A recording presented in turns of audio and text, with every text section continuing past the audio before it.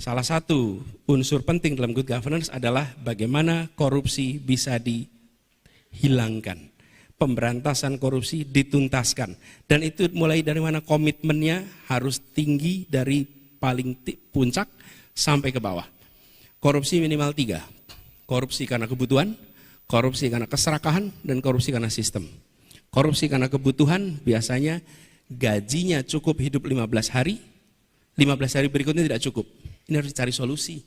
Sampai kapanpun akan muncul ini korupsi karena kebutuhan. Kenapa? Karena gajinya hanya cukup untuk hidup 15 hari. Terus 15 hari berikutnya apa? Ini solusi. Sistem remunerasi yang diperbaiki. Yang kedua, keserakahan. Keserakahan ini tidak ada batasnya, infinite. Namanya juga greed. Jadi kalau pertama itu need, yang kedua greed, itu nggak ada batasnya. Di mana kita mencegah greed ini untuk tumbuh? Rasa takut menghentikan keserakahan.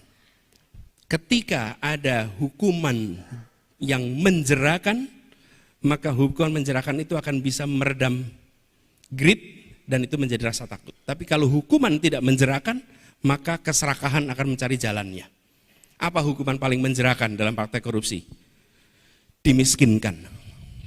Dimiskinkan, diambil hartanya, disita hartanya, karena itu yang paling ditakuti oleh semua koruptor. Itu yang paling ditakuti semua koruptor. Yang paling ditakuti kehilangan hartanya. Pemiskinan ini harus. Dan inilah yang harus menjadi pegangan bagi kita semua. Kami melihat yang ketiga adalah sistem. Ada kasus-kasus di mana terjebak karena sistem aturan yang ada. Ini koreksinya pada sistem. Jadi membereskan soal korupsi, kami melihat ada 3 akar yang harus dibereskan di situ. Tidak hanya soal penangkapan, tidak hanya soal kalimat pencegahan, tapi akar masalahnya, need, greed, sama sistem. Kalau itu kita tangani, insya Allah bisa. Jadi dalam mengambil keputusan, kita akan punya, kalau saya boleh sederhanakan nih, boleh. Ada kuadran, 4 kuadran nih. Garis vertikal dan garis horizontal, jadi 4 kuadran. Ini yang vertikal, yang atas itu benar, salah. Ini value. Oke. Kemudian yang horizontal, itu baik, buruk. Ini konsekuensi. Oke. Kita seringkali hanya mau di satu kuadran, benar dan baik. Benar secara prinsip, baik secara konsekuensi. Dalam hidup, jangankan urus negara, suami istri aja kita akan ketemu dengan situasi nggak mungkin dalam satu kuadran itu saja, bukan? Jadi apa yang terjadi? Kita mungkin berada di kuadran kedua, mengerjakan yang benar tapi konsekuensinya tidak baik, atau tidak boleh adalah yang di kuadran bawah nih, sudah tidak benar, buruk pula konsekuensinya. Oke? That's life. Nah, yang baik dan benar nggak ada perdebatan. Tapi yang 2 kuadran yang diagonal ini, di situ letak judgment dan di situ letak leadership, di situ letak pengalaman, di situ letak kemauan mengambil risiko, di situ letak kepemimpinan diuji. Oke? Nah, ketika baik dan benar saja pakai SOP, udah jadi itu pakai SOP. Kenapa? Karena baik dan benar. Nah, dalam kenyataannya tadi misalnya contoh, ketika harus berdialog dengan semua kalangan. Berdialog semua kalangan. Bahkan ketika bicara pendukung itu semua spektrum. Yang diperhatikan biasanya hanya 1-2, padahal spektrum pendukung itu banyak. Nah, ketika bertugas, apa yang dikerjakan? Bertugas bukan bergantung yang mendukung, bertugas bekerja berdasarkan prinsip keadilan, kepentingan umum, akal sehat, sains, dan aturan perundangan. Itulah prinsip dalam mengambil keputusan. Dan itu yang kami gunakan. Nanti akan ketemu situasi.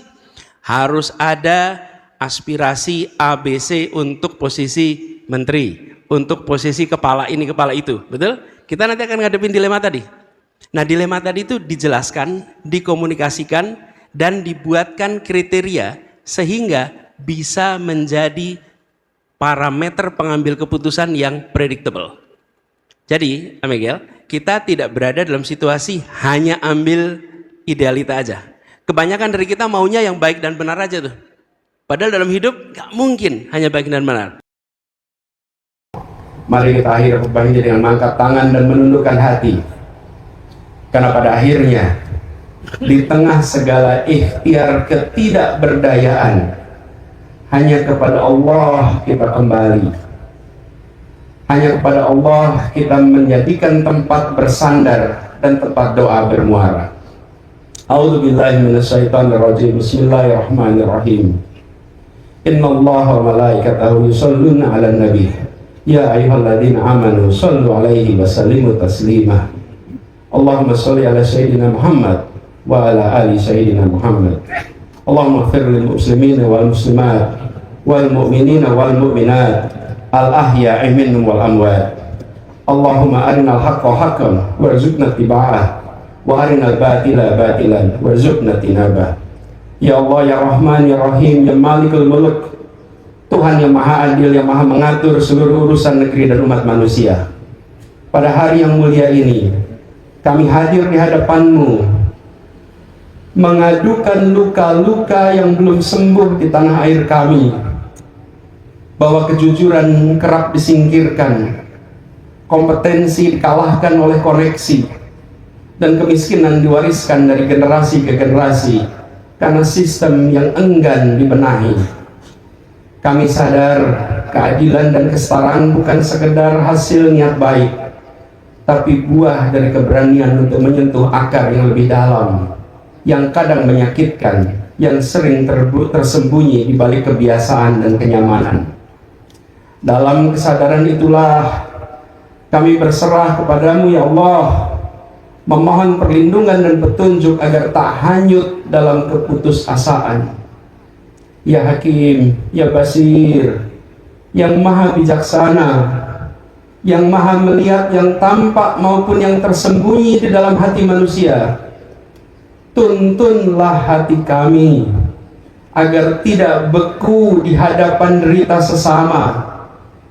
Lembutkan hati kami agar tak terbiasa memalingkan wajah dari kezaliman di sekitar kami. Bukakan hati nurani kami agar kami tak sekedar tertegun menyaksikan ketimpangan, tapi punya keberanian untuk mendekat, untuk memahami dan bertindak dengan kemampuan yang kami miliki. Ya Hadi, ya Nur, cahaya langit dan bumi yang menyalakan terang dalam setiap langkah kami, terangi akal dan nurani kami, agar kami tak hanya jadi penonton yang menyimpan simpati di tengah gelapnya nestapa. Tumbuhkan tekad kami untuk menolong yang lemah, membela yang terpinggirkan, memperjuangkan keadilan sebagai laku hidup kami. Kuatkan kami agar kami tak hanya mengutuk kegelapan, tapi mampu menyulut cahaya, meski kecil, meski satu.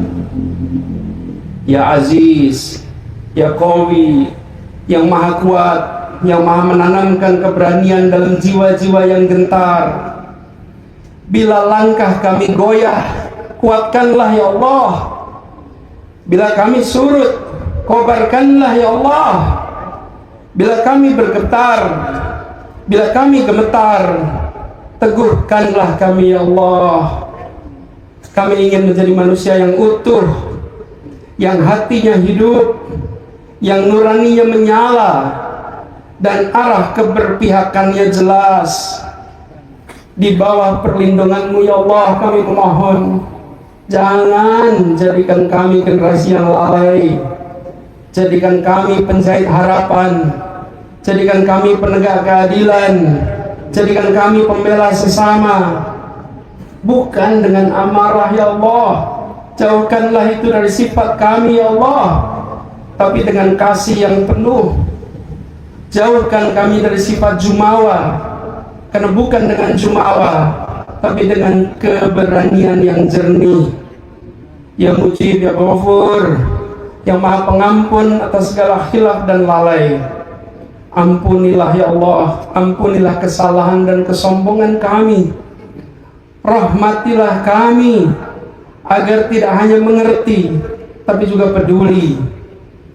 Jangan biarkan kami hidup hanya untuk diri sendiri ya Allah. Jangan biarkan kami hidup hanya untuk diri sendiri, ketika ada begitu banyak yang menunggu uluran hati, yang menunggu uluran tangan kami. Ya Allah, jadikan keikhlasan sebagai tenaga kami dalam membantu sesama. Jadikan kami manusia yang bermanfaat bagi banyak manusia yang lain. Ya Jabar, Ya Latif, yang maha lembut dalam menyentuh hati yang retak. Hanya kepadamu kami sandarkan harapan yang tak bisa kami ucapkan kepada sesama.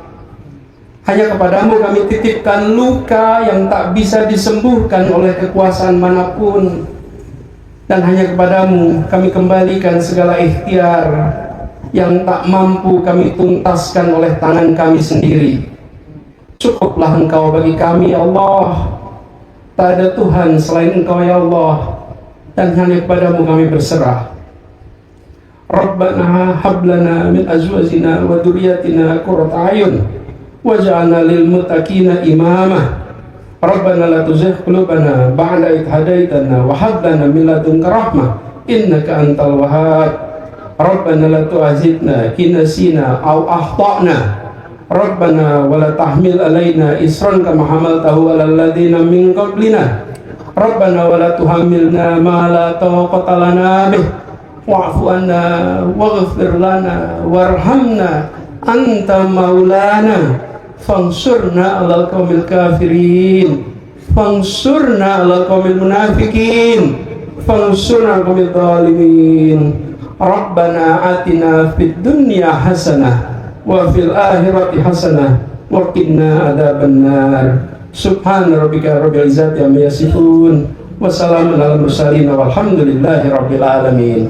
Allahu akbar, Allahu akbar, Allahu akbar, Allah. Halo teman-teman ya, bagaimana Bahlil dipermalukan Prabowo di depan media teman-teman ya. Alih-alih ingin bersalaman dengan Prabowo, Bahlil tidak dihiraukan oleh Pak Prabowo teman-teman. Apakah ini ya ada sangkut pautnya dengan Raja Ampat yang saat ini sedang panas teman-teman. Ya ini memalukan. Apa yang dikatakan Pak Anies Baswedan pada saat itu adalah harus ada pemimpin-pemimpin yang berintegritas ya. Bagaimana menurut kalian?